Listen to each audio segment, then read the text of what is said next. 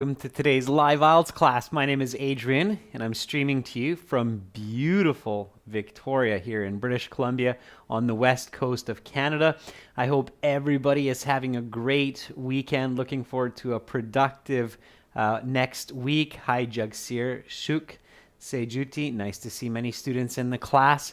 In this lesson, everyone, we are looking at speaking part 3, mastering that band 9. Specifically, we are going to look at questions, practice answers, and talk strategies while we do this. Hi, Kuldeep. Good to see our members as well. This lesson is presented to you by aehelp.com for academic IELTS success. Check us out there for the general IELTS. Visit us at ieltshelp.com. On both of those websites, we have lots and lots of materials for you. This is our academic website here with the blue background. You can click that big red button to join our premium package. It's a one-time payment for lifetime access. We're British Council IELTS Registration Center for the IELTS exam, and we are also certified British Council agents.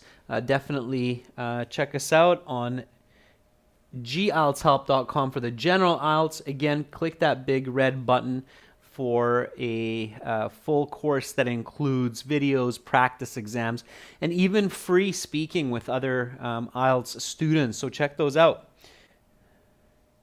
I encourage you. We have a new kind of fun listening multiple choice challenge on our Instagram, IELTS_AEhelp.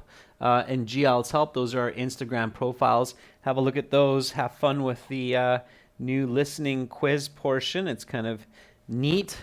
And if you have questions, Adrian at aehelp.com. Hi, Rashika. Hi, Janelle. Welcome, David. Good to see more members coming into the class. All right, students. So this is the last class for this week. No classes Sunday, Monday, Tuesday. And then we have one more week, Wednesday to Saturday, with this schedule. And then from May 5th, we will have a new schedule. So I'll let you know about that. But it looks like it's the time that most people or more people are going to be available for these classes. So here we go, everyone. This is speaking part 3. It's the challenging part. It's following part 2. And this is a speaking class, so make sure to speak and repeat. Now, let's get right into it with some Q&A, some questions and answers, and then we'll talk a bit more strategy as we go along. So here we go. The last class, I was talking about grammar half an hour ago with our members. And we were talking about the Burj Khalifa. I used a cue card example, part 2 cue card, about a beautiful building. So these are part 3 questions in connection to that part 2 cue card. Let's talk about modern architecture. Okay. Here we go. First question. Where do architects get inspiration for their building designs these days? So try to answer that question. Focus on that one. Where do architects get inspiration for their building designs these days? Okay, doesn't have to be the truth, doesn't have to be a perfect answer. You can guess, make it up. What's important is that you show nice, fluent, clear, coherent, and complete English. Okay, all right. Shok Sultan, I am from Canada. I am in Victoria on the west coast in British Columbia. Okay. All right, I'm going to start typing up an answer, saying an answer while you do yours, and then we'll compare. Okay, so...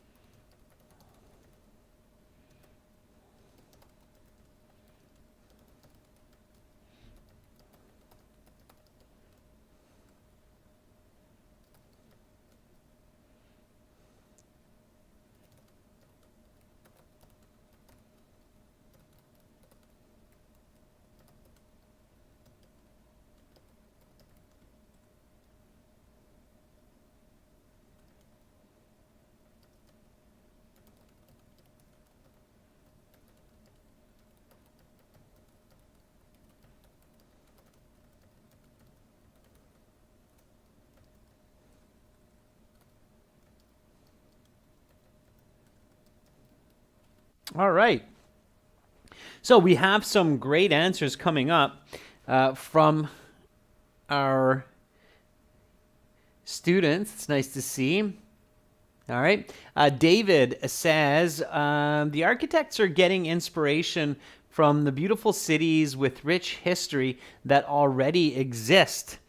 Why, David? Why do you think they're getting inspiration from there? Jesse says architects are inspired by the nature around them. These days, they try to include as much of it in homes as possible to bring us back to our roots. Nice natural English, Jesse. Do you have an example of a building maybe that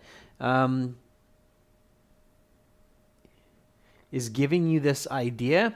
Kevin says nowadays architects' inspiration is ignited from meandering around built-up areas and just gazing at different building styles and utility, like the movie 500 Days of Summer, where the male protagonist takes his girlfriend around downtown Los Angeles' concrete jungle to fire his imagination. Also, new ideas spark from socializing with other fellow artists at art fairs. Very nice, Kevin. I like your use of natural language, sparking ideas, concrete jungle to explain a metropolitan area.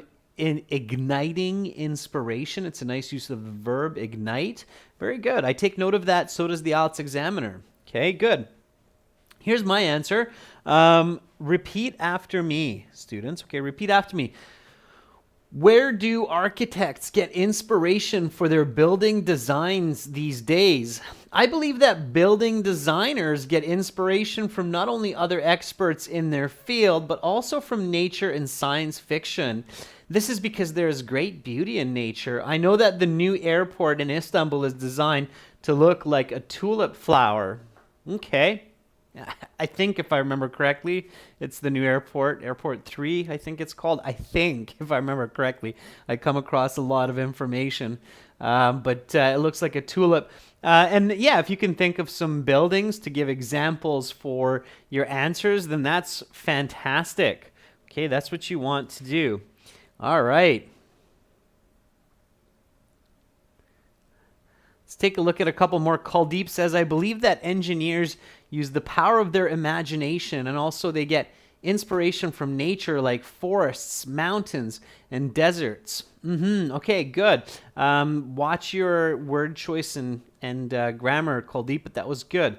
Nico says, many architects design their buildings based on environmental issues. Japan has been building anti-earthquake buildings to avoid natural disasters. So inspiration from utility, Nico. It's a good idea, all right? Sean says the major ways that architects design their masterpieces are from magazines and travel to different countries, like Rotterdam, famous for their distinctive post office building a few years ago. Sean, that is really nice. Okay, I love your answer because your answer contains an answer, an explanation, and an example. It's definitely high-level English.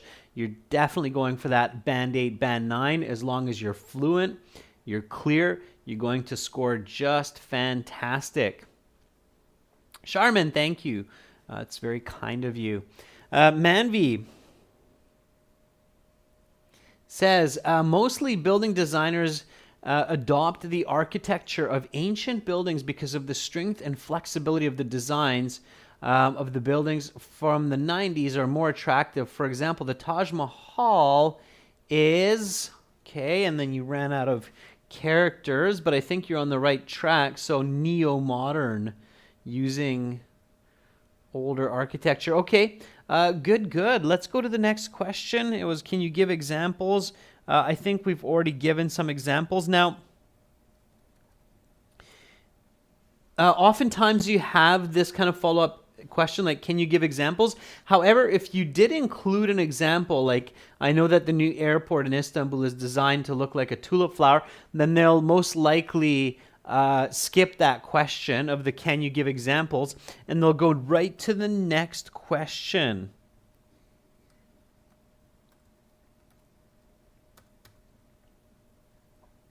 And we're going to do that now. So what do you think is the most important function of buildings that are designed these days? So, what do you think is the most important function of buildings that are designed these days? So, what's their purpose? What do you think? Okay, what's the most important function? And again, you don't have to have the right answer or the perfect answer. You just need a good answer. And that's what you have to focus on. So keep your mind open, okay? And think about cliches. Like, what would most people say? If you asked 20 people this question, then what would they say? Okay, Kevin says the fundamental role that complexes serve is to provide people with shelter as global population continues to soar. More importantly, high-rises are constructed to address some urban planning issues, such as not having adequate real estate to accommodate the influx of migrants. This is the reason why new buildings in metropolises are developed vertically rather than horizontally.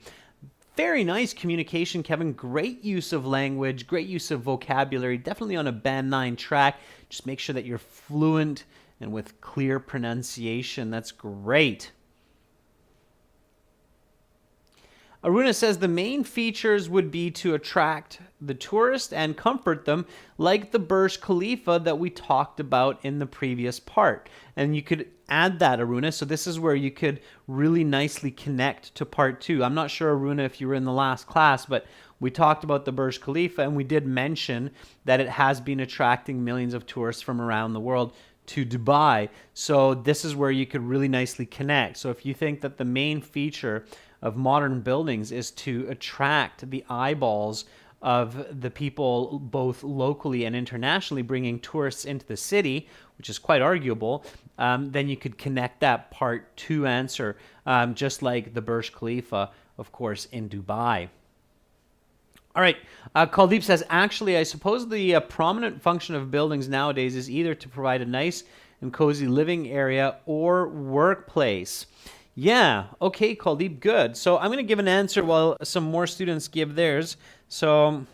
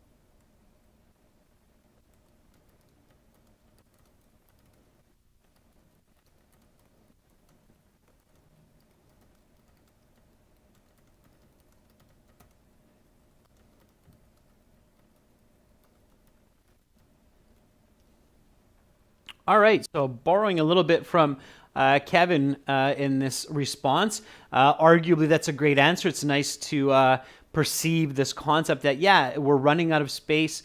Real estate is really becoming very valuable. I know because in Victoria it's completely out of control. Here we go. So what do you think is the most important function of buildings that are designed these days? I think that the utmost importance of most complexes nowadays is to create space for the ever-increasing global population. Most new structures are being built vertically, means going up, while maximizing the use of space for both work and living. I've noticed the average 2-bedroom apartments built over the past 5 years are half the size of those built 3 decades ago, right? So it's arguable. All right. Kyle Rochelle says, some are built to be hospitals while others are meant for entertainment. Okay, so buildings that provide goods and services for people, that could be an answer as well, Kyle. A little bit more clarity, a little bit more explanation, okay? Janelle says the most important function of buildings that are designed nowadays is a sustainable structure, because this structure helps to generate less waste and land degradation. Yeah, absolutely. Smart buildings, or green buildings, as they're often referred to, Janelle, are being built in many localities around the world to create living environments which minimize the carbon footprint of human beings. I agree with you, Janelle. That's very, very clever. Juan Pablo says the most important objective of buildings nowadays is functionality in many ways. These are the reasons they lack beauty and space. One of the last big buildings architects built in my city has 50 floors. It looks like a big box, but it has many amenities inside, including 3 pools and a big hall for parties. Very good, Juan. Yeah, so functionality over aesthetics. Good. Manvi says, nowadays, the buildings that provide more access to equipment for the comfort of the residents and visitors, like new technologies, to build skyscrapers for a large number of people in a small space, are like the Burj Khalifa, carry various hotels, offices, and malls in one locality, are the primary goal of architects. Okay, Manvi, make sure to connect back to the question, okay, the main goal. All right. Can you elaborate? So can you give more details? Sure. Since the price of real estate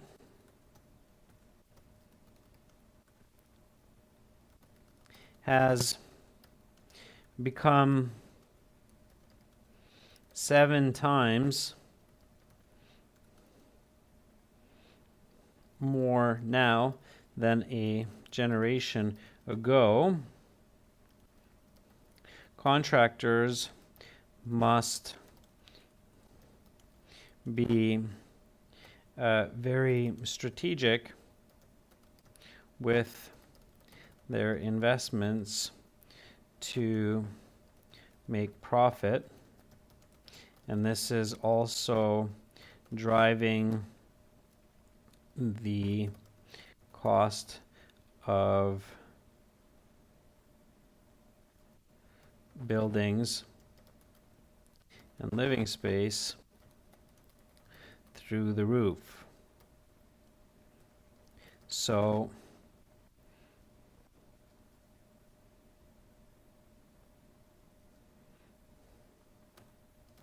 builders find clever ways to create massive structures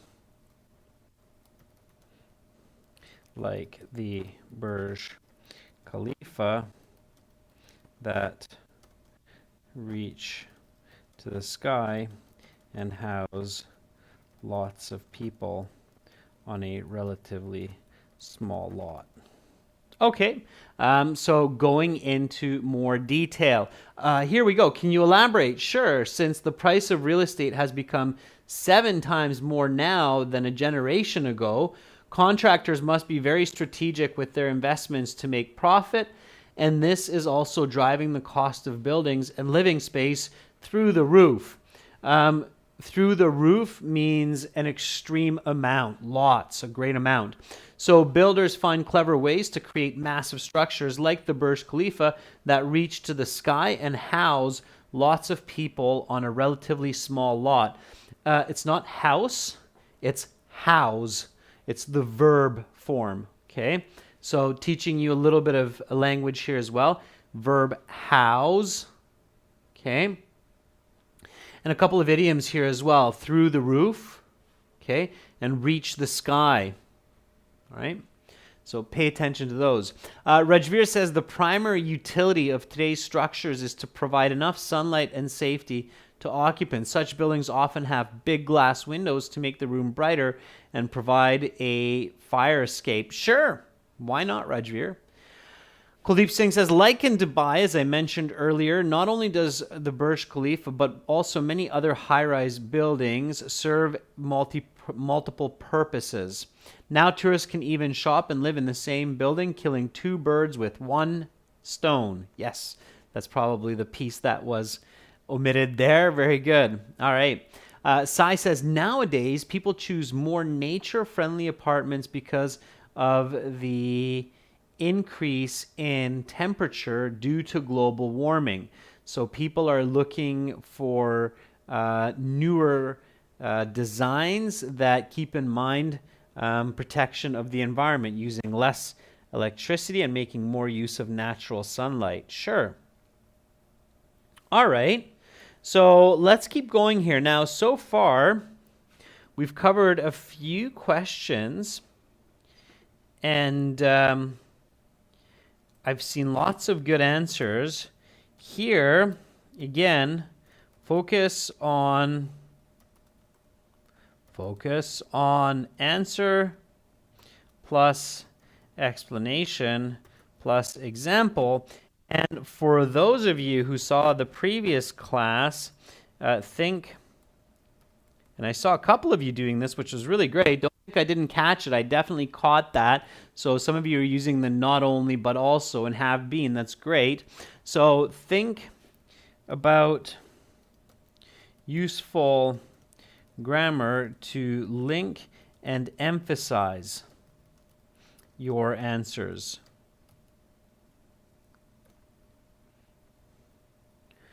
All right. Here we go. So let's talk about historical sites. Why do you think people declare certain places as historically important buildings? Give me a nice full sentence answer for this one. So why do you think people declare certain places as historically important buildings? So why does somebody go, hey, that's an important building? Okay. All right, so Little Mermaid Love says, I think that the meaning and memories of the past, as well as the historical unique structures of such buildings, are some major criteria that are regarded to be historically important for humanity. So, certain buildings that have these qualities are designated as historical sites. Little Mermaid, you have a good answer, but be careful. You want to directly respond to the question. Okay, make sure to do that, to directly respond to the question.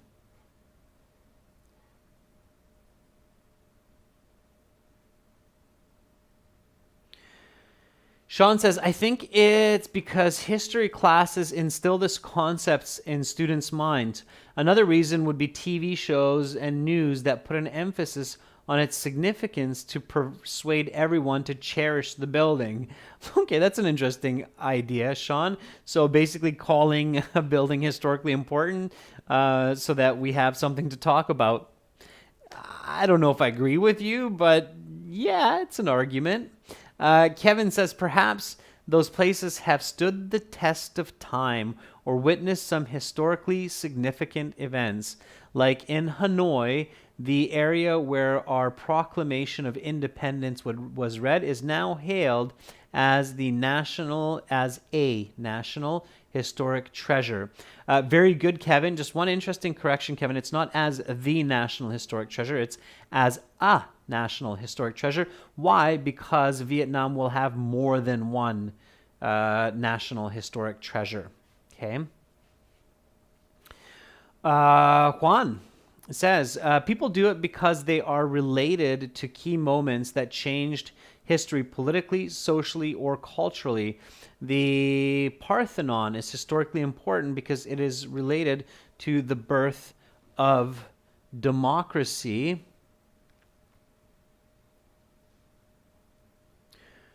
which, by the way, we take for granted these days. Okay, Juan, a little bit of personal opinion there as well. Careful with that one. That would be considered off topic. So I appreciate the smile. Just in your official IELTS exam, don't load your answers with emotions or personal opinion that goes off track. Yeah, I agree that we take democracy for granted. We think that, oh, we always get to vote and we always had freedom of speech, and we don't realize how much control and oppression there has been throughout human history. But you don't want to push that into your responses because it's off topic here. Okay. Otherwise, a very good answer, very good example of the Parthenon. Okay. Aruna says some buildings or landmarks are of historical value and they are attached to people's emotions. Another reason is that because of its uniqueness. Okay. All right. So there are several reasons that society will designate a certain location as a heritage building. This can be due to certain important events that are connected to the site, or even important historical figures that may have inhabited the residence or area. Just down the street is the famous Canadian painter Emily Carr's house, and it is now a museum. All right. So here we go. And this is true. So why do you think people declare certain places as historically important buildings? There are several reasons that society will designate a certain location as a heritage building. This can be due to certain important events that are connected to the site, or even important historical figures that may have inhabited the residence or area. Just down the street is the famous Canadian painter Emily Carr's house, and it is now a museum. Okay.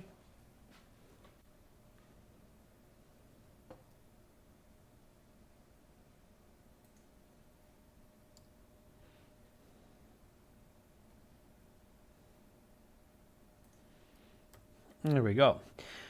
Notice the paraphrasing. So here, when you're pushing for a high band score for your IELTS speaking, you want to do as much paraphrasing as possible. Use the question in your answer and paraphrase. So declare, designate, historical building, heritage building. Heritage meaning a part of the local past and the local history. Okay.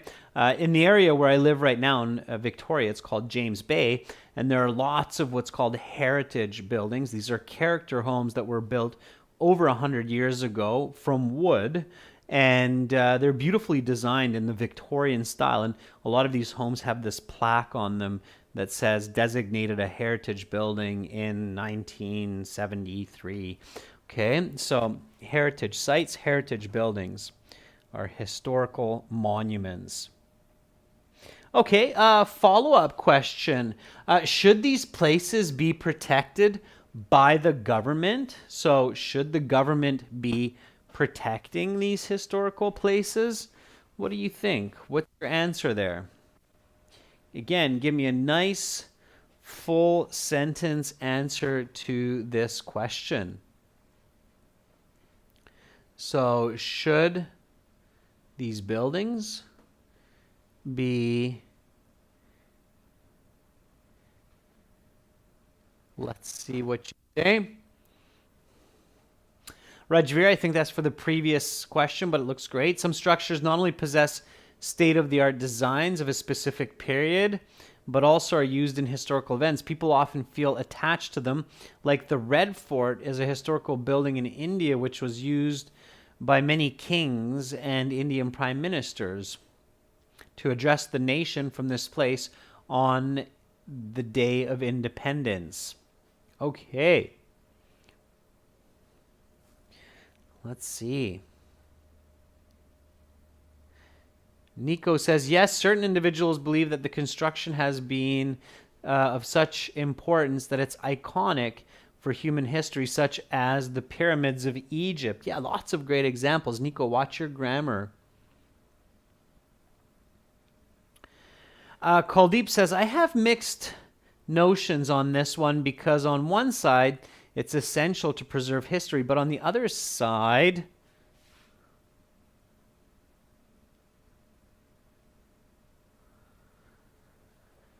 government can provide lots of space for many financially challenged families rather than preserving these historical and expensive sites. Okay, Kuldeep, I get your answer. I think it's good. I think you could create more clarity. I know, your space is limited in the chat, but more clarity, okay?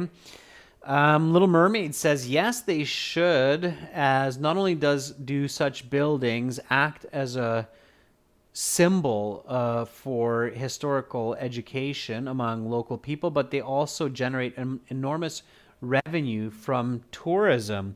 Yeah, that's another argument, right? Is that they can generate lots of money from tourism.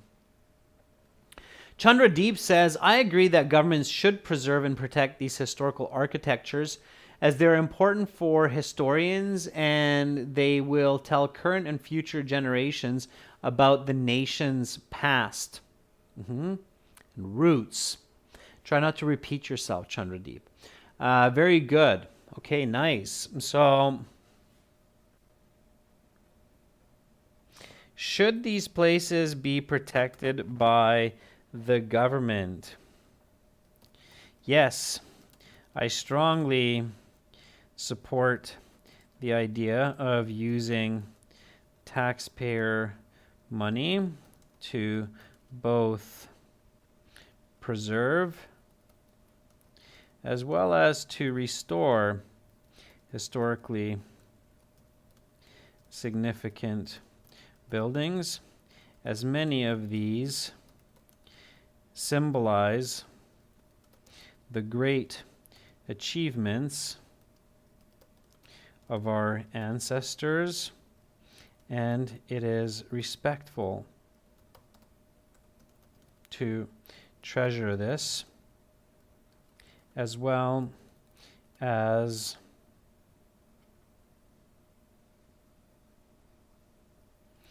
inspiration for future generations to aspire to build greatness. A perfect example of this are the great pyramids of Egypt. Which, I don't know, slave labor, that was kind of not the greatest, and that's how they did it, I'm sure. But again, IELTS, it's not about judging you ethically or about the accuracy. It's about giving a good answer. I probably wouldn't, deep down in my heart, say that. But Burj Khalifa, hopefully not too many people were injured during that build, or there's no slave labor, hopefully. Here we go. So just repeat after me. Should these places be protected by the government? Yes. I strongly support the idea of using taxpayer money to both preserve as well as to restore historically significant buildings, as many of these symbolize the great achievements of our ancestors, and it is respectful to treasure this, as well as inspiration for future generations to aspire to build greatness. A perfect example of this are the pyramids of Egypt. And I would probably take great out of here because I'm using greatness there. So I don't want to have too much redundancy. All right. Let's go to the next question. I think it's a good one. And again, lots of great answers. So a big thumbs up to all of you who are providing fantastic answers. At times, tourists cause damage to important historical sites. Why is this? How can this be stopped? So at times,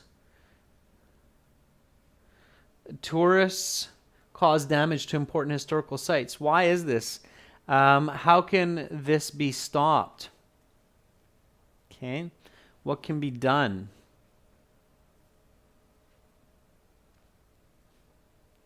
What can be done? Android, thanks for that. It's not the computer that's connected to the projector. The computer that's streaming is on Windows 10. The computer to the projector is on Windows 8 point something, but the computer that's running the stream, it's actually two computers in play here. I think a lot of students probably don't know that, but to do this live class, you need two computers. One for the projector, one for, as three monitors, the projector, the feedback display, and the display feeding the monitor. All right, that's an anecdote. Chandradeep says, some tourists damage historical sites since they don't have an understanding about the architecture and the history associated with it. Government should impose fines and information about the architecture. I'm not sure what you mean by hoardings, Chandradeep. That's a little bit confusing. Jaskaran says, as most tourists are from other countries or areas, they try their best to destroy others' history by damaging their historical places. Governments should keep an eye on this and should fine them in this case. Okay, Jaskaran. Yeah, so lack of respect, I think, Jaskaran, is what you're looking for here. Kevin Bui says, visitors inevitably damage historical sites out of ignorance, as they might accidentally touch or scrape surfaces of artifacts when taking pictures. This can be curbed by tightening control over the code of conduct for visitors, preventing physical contact or even just littering. Okay, very good, Kevin. Very, very good. All right.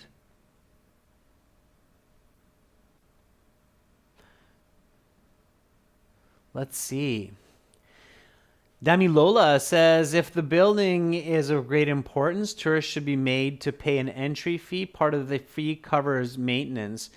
People cherish objects that they have to pay for. Yeah, absolutely. It's true. Sai, unfortunately, it is true that visitors cause some irreversible damage to historical sites.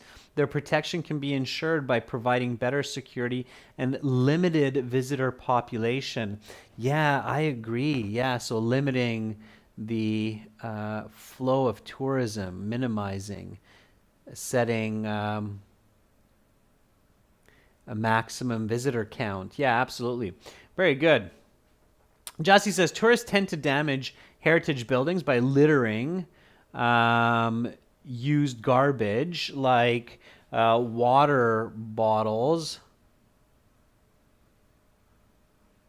Authorities should impose fines in order to alleviate this from happening.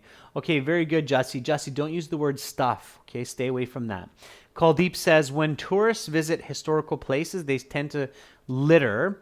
They should be immediately fined for doing so, and there should be CCTV to record and control these demeanor everywhere so that visitors don't damage. Yeah. Okay, good. All right. So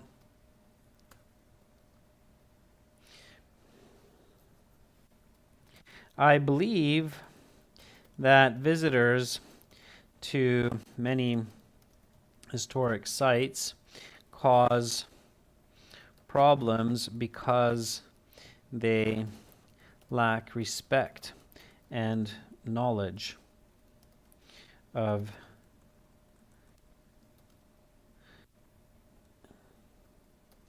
for the area. In order to curtail this from happening, tourists should be heavily fined, say $500 for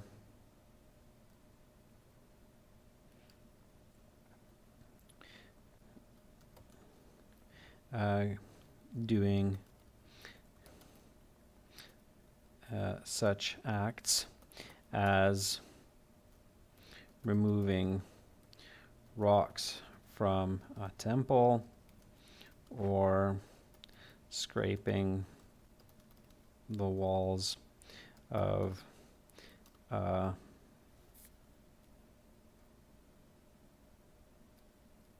monument. All right. I'm going to stop there. Okay, so repeat after me. At times, tourists can cause damage to important historical sites. Why is this? How can this be stopped? I believe that visitors to many historic sites cause problems because they lack respect and knowledge for the area. In order to curtail this from happening, tourists should be heavily fined, say $500 for doing such acts as removing rocks from a temple or scraping the walls of a monument. All right. Again, lots of paraphrasing, lots of show vocabulary. I hope everybody is repeating and copying. Let's take one more here. So, next question.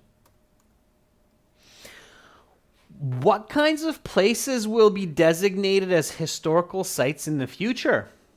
Okay. So, give me a nice full sentence answer for this one. Make it your best. It's the last question of the week. So give me your best response. What kinds of places will be designated as historical sites in the future? Okay. Goti is asking, can I use wear and tear for damage? Not in this context, Goti, because wear and tear is natural damage that happens over time. Like my shoes have a lot of wear and tear from walking around my neighborhood for the past 2 years. Okay, so it's kind of like the natural entropy that happens. So wear and tear would not be... Well, yeah, Gotti, there are a couple of cases where you could in that one. It's a good question. You'd have to work it in, though. You have to be careful how to use it. Okay. Kevin says, I think skyscrapers would be deemed historical monuments because they are prominent landmarks which represent the architectural feats of certain generations. By the same token, houses built with eccentric designs or materials would also be bestowed this title. Very nice, Kevin. I'm sure you're investing lots of time reading and looking at vocabulary because you're using it beautifully. I like the word bestowed. Okay, it's very nice. Bestow means to honorably give that title. Okay, very good. All right. Harman, just ask your question and I'll try to catch it in the chat. So ask away. If I see it, I'll answer it. If I don't, Harman Deep, just send me an email, adrian@aehelp.com. The email's also at the beginning of this class, okay? And you can find it, of course, on the YouTube channel as well. Okay. All right. Sunaina says, the places where less tourists visit are many places in Odisha like Lingaraj Temple. And I believe these will become historical sites in the future. Kuldeep says, in the future, many buildings which served nations for years are popular by their names among a common man will serve as historical buildings.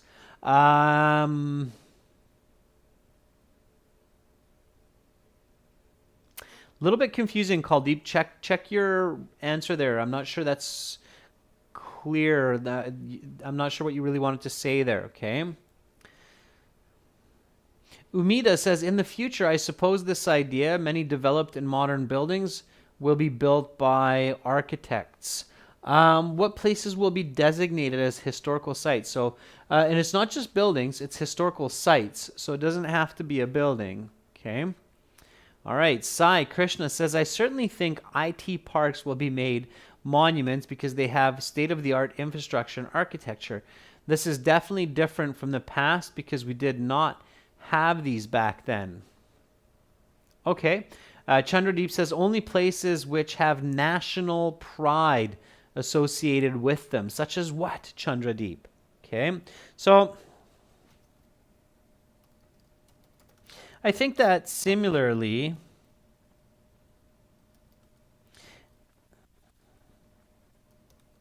as in the past, buildings these that are of significance for people, such as where extraordinary events occur or people be bestowed the title of historical monument. Perhaps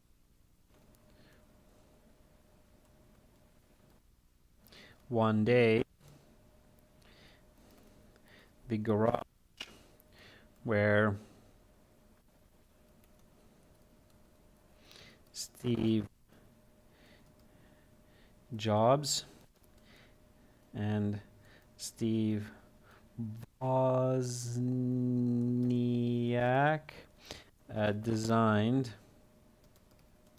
the first full computer will be protected and surrounded by fence.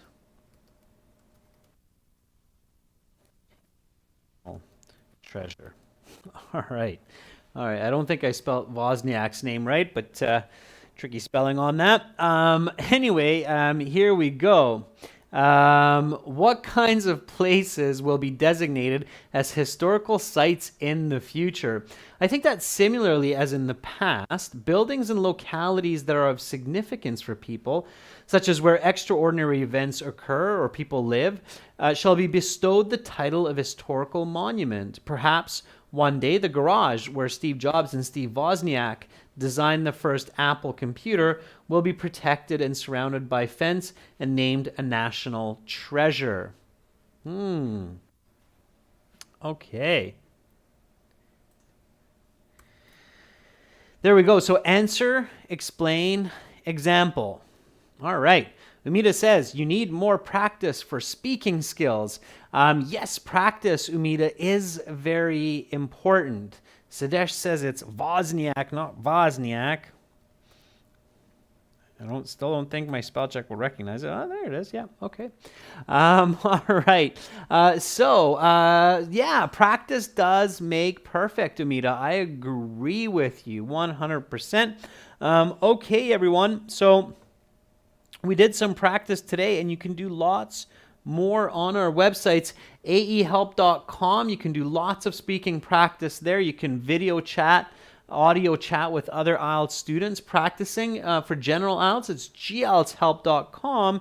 And you can also use our apps. Use the apps Academic IELTS Help and the app General IELTS Help. Instagram, IELTS_AHelp, GIELTS Help. Questions, Adrian at aehelp.com. One-time payment for lifetime access on our websites. Definitely worth it. That's it for me for today. I will be back on Wednesday at the same time for the next week with speaking part 1. Keep up the great work, everyone. Again, there are speaking partners on ahelp.com that are waiting for you. So check that out. Click on the student partner speaking.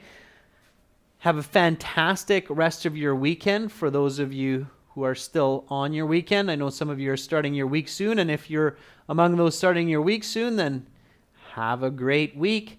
I'm Adrian, signing out from beautiful, somewhat rainy Victoria for now. Much love to all of you. Bye.